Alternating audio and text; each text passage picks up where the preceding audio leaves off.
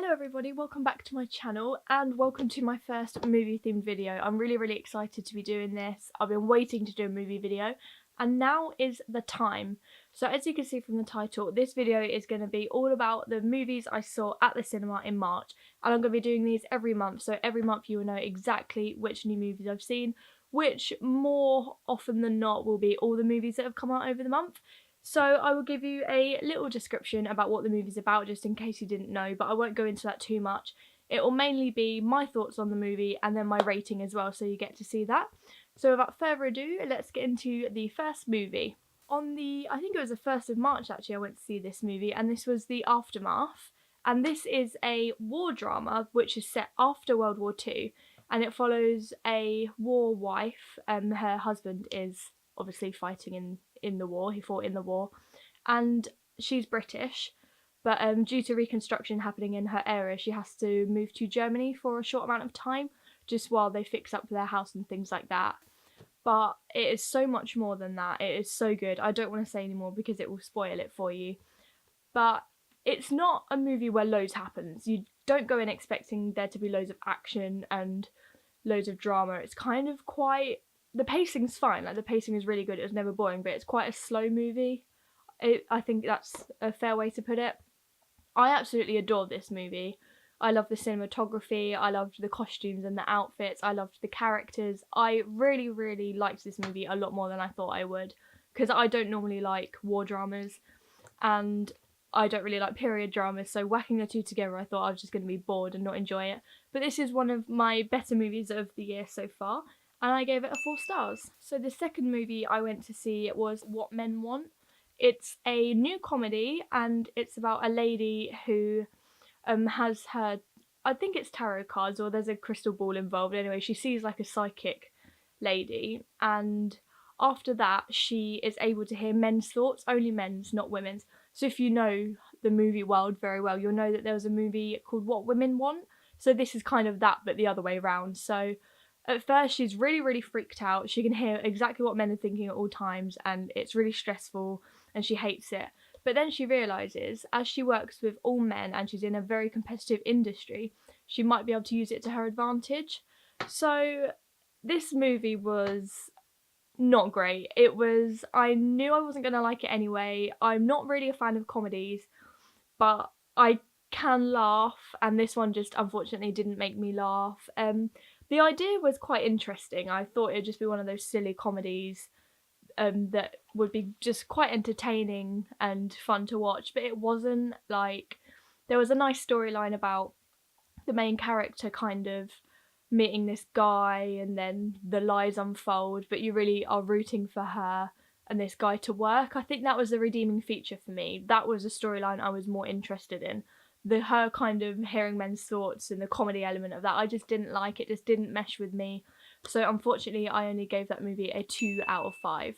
So the next movie I went to see is Captain Marvel, which is obviously starring Brie Larson as the new big superhero in the Marvel universe. This movie, I really enjoyed it. It's one of them, I think you'll either love it or you'll either hate it. The main reason I liked this movie is because it was unlike any other Marvel movie I've ever seen, and I'm not a fan of Marvel, so for me that was a good thing. But for Marvel fans, they're coming away not very satisfied with it because it was so different. The structure and everything like that was completely different to a normal Marvel movie. So if you're a massive fan of Marvel, I don't know how much you will like this movie, but if you're a film buff and you aren't really that impressed with Marvel, then you will definitely like Captain Marvel. I don't want to go into it too much because there is a twist, and I think you're best not knowing much about it, just knowing that it's a superhero movie. But basically, your main character is Verse. Her real name is Carol Danvers. And as the movie goes on, she's kind of remembering different small elements of a human life, but she can only ever remember being Captain Marvel. She can only ever remember having these powers, and she can't remember much of her human life. So you've got some really good humour in here. You've got some awesome action scenes. She is a very cool superhero. She will come in very handy in the Endgame movie, and Samuel Jackson was absolutely fantastic. Their chemistry, they just bounced off each other through the whole movie. It was really great to see. I wasn't expecting it to be like that. but they saved the movie. Like, they made it as good as it was, which is great. They were so funny. There was a little ginger cat as well called Goose, who is an awesome character. And there's a good bit right at the end after the credits that you need to stay for involving the cat, which was absolutely hilarious. So yeah, it was a fun movie, likeable characters, a good twist that I wasn't expecting, so I was really happy with that. And I gave the movie a 4 stars out of 5. So the next movie on my list, I actually did see in February, but I liked it so much that I also saw it in March, and that is Fighting with My Family. So this is based on a true story about a young girl called Soraya, who has grown up in a wrestling family. Her and her brother wrestle, her parents wrestle. It's in their blood, it's what they know. And all their lives, Soraya and her brother, what's his name? Have I got it written down? Oh god, I can't remember his name. But anyway, their whole lives they've been training to join the WWE, which, as you all know if you know wrestling, is like the ultimate goal. That's as high up as you can get. So they audition to get onto this training program. So if you do well in the training program, obviously you'll end up being signed by the WWE. So they both audition for the training program, and unfortunately only Soraya gets in. Florence Pugh was the lead. She played Soraya, and she was absolutely amazing, like really, really good. And obviously because it's about wrestling, you've got The Rock popping up every now and again. You've got Vince Vaughn, who's a really, really great actor. He's playing the leader of the training program, so he is playing a really like badass character. And you've got just characters that are funny and serious all at once, because the humour works really well and the emotional drama side of it works really, really well. It was absolutely perfect tonally. There was nothing special like cinematography wise or technical wise, but just I'm a sucker for, not emotion, I wouldn't say emotion, but I'm a sucker for like a true story that has really real meaning, and just seeing characters grow and develop and achieve their goals. It's really, really great.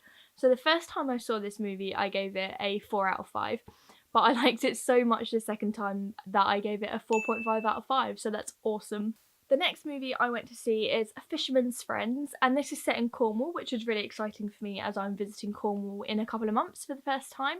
And it follows a group of old fishermen. There's a couple of young ones in there as well, actually, and they in their spare time, like just for fun, they sing sea shanties, which are just like old like songs. You can kind of imagine the kind of things they'd be singing. And on a lad's holiday, one of the lads is dared to sign them, as they all work for a record label.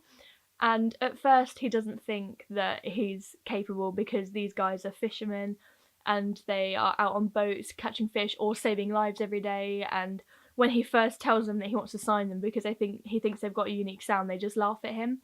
But of course, eventually, he does end up convincing them that they've got a really, really cool sound. And yeah, that's all I want to say about it, because I don't want to spoil it. This movie was a weird one. It's really hard to explain because I loved the second half, but during the first half, I was like not impressed at all, because I say it's a lad's holiday that they're on, but these guys are like 30, and the humour, like they're trying to, like the script and everything, it's making them try and be really, really young, but because they are that bit older, it just comes across as so cringy. And I understand that obviously it's a true story and that's how it was, and that they have to have this set up for signing the artists, but it was just so cringy and it actually ruined the movie for me. But once it got into it and we were following the band and their family dynamics and the heartaches and the laughs and everything like that, once it was really into it, it was a great movie. I think the second half of the movie was like a 4 stars, but obviously I couldn't give it that because I didn't enjoy the first half. So all I can really say without spoiling it is that I found it really, really heartwarming. The acting was actually pretty good as well. There were some really good actors in there. I don't know any of their names because I don't really recognise any of them, but some people did surprise me. There was some good acting. This isn't a movie that's going to blow you away, but I think it's worth watching if you like just a nice, true, heartwarming story with some nice messages. So I gave this movie a 3 stars out of 5. So next, I went to see my most anticipated movie of the whole year, probably. I've seen it, and that is Us. That is directed by Jordan Peele, who directed Get Out, which was my favourite movie of, was it 2017? I think so. And since Get Out came out, everyone has been highly anticipating Jordan Peele's next movie. So Us is a horror movie like Get Out, but Us is more horror than Get Out. I'd say Get Out's more like psychological, but Us was displayed as a pretty much a horror movie, but when I watched it, I didn't find it as scary as I'd hoped. It did come across more of a psychological thriller, but that is absolutely fine because that is my favourite type of horror. So Us follows a family. You have a mum, a dad, and a young boy and girl who go on holiday, and basically they start getting terrorized by another family, and they realize that the family that is terrorizing them is themselves in a completely messed up form. And I literally can't say anything about it because you need to watch it. The trailer just puts it out as like an intruder kind of movie, but it is so much more than that. There's so many deep messages. If you know Jordan Peele, you'll know that there's so many like subliminal messages. It's really deep. It explores so many different ideas, and it's one of those that needs a second watch. I think I'm not gonna understand it after a second watch, and every time I watch it, I'm gonna come away with something new, which is really great. My favourite thing about the whole movie was the performances. Lupita Nyong'o was playing the main lady, the mum in the family, and she was absolutely outstanding. And what you've got to remember is that all the main four, including the kids, are playing two characters because they're obviously playing the family that are terrorising them. And they were just all so good, like they did such a good job.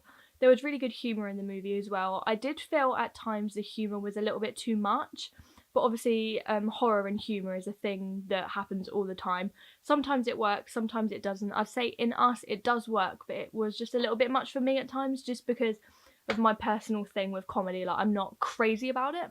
So that was the only thing that kind of, grated on me a little bit. I wanted to love it, and I did really enjoy it, and I think it's one of them that I will have to go and see again and again to understand it more. The cinematography was absolutely amazing. The acting, like I said, was absolutely outstanding.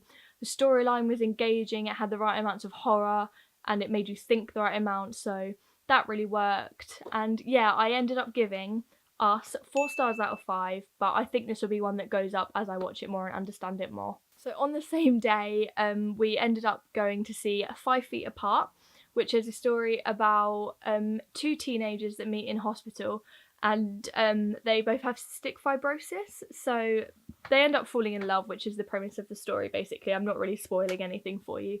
But obviously due to the cystic fibrosis, they are not allowed within 6 feet of each other.